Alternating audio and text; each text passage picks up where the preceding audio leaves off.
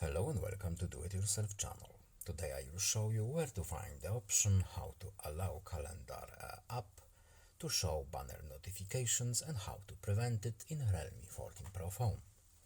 First, we need to go to our phone settings. Then in settings we need to scroll down a bit to notifications and quick settings menu. Then we need to tap the banner option. And here we have, first at the top, we have the option to enable or disable all banner notifications. And here we have our apps. So we are looking for the calendar. It's alphabetic order, so calendar is the second one.